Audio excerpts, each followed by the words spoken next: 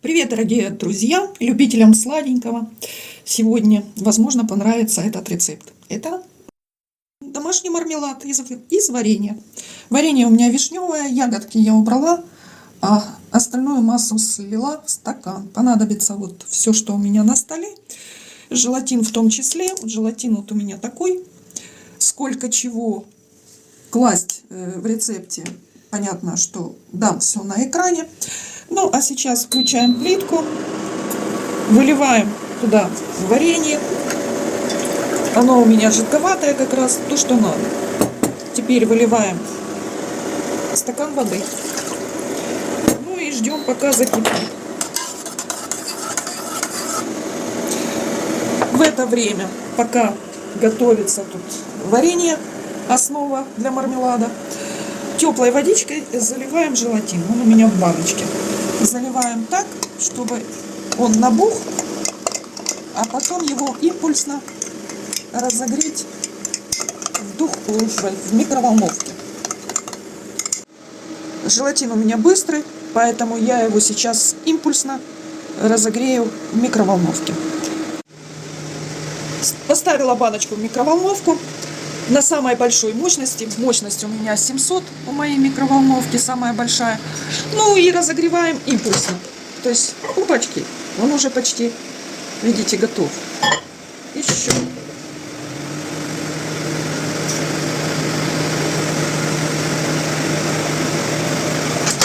Буквально по 30 секунд.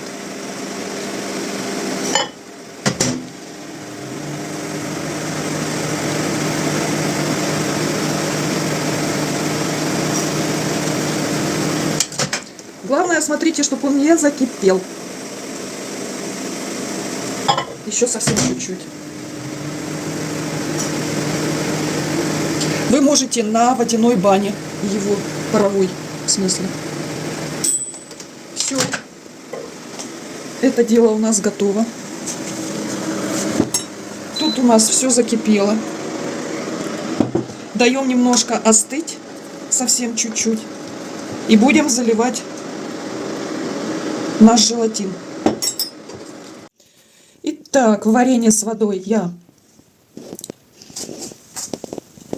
вот такую вот чайную ложку лимонного концентрата. Вот такого. Можно лимонный сок из свежего лимона.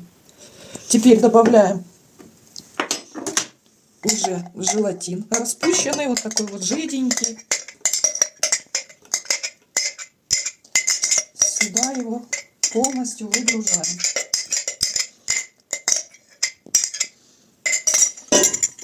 И погруженным блендером все это дело перебиваем.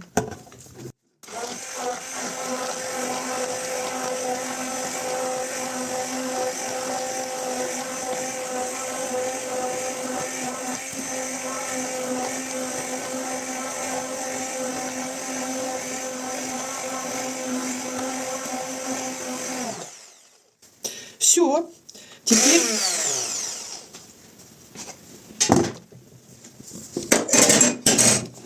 Теперь берем судочек, какой-то удобный, у меня вот он такой, и потихоньку выливаем содержимое кастрюльки.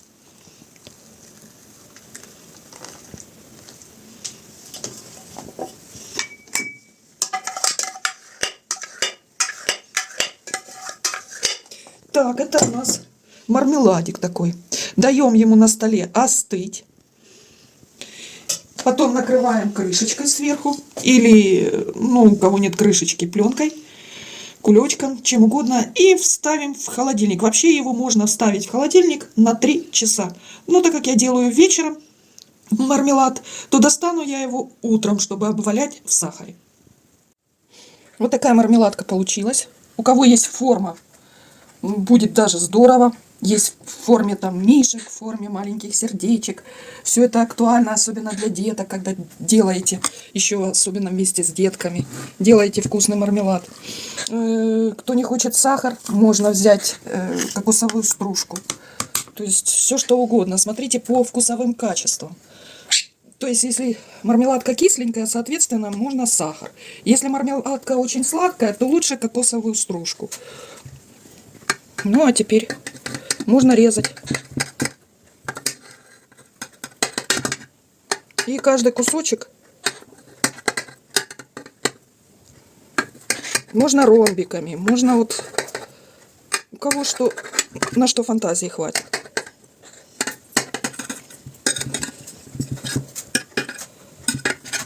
Вот такая у меня мармеладка получилась, видите?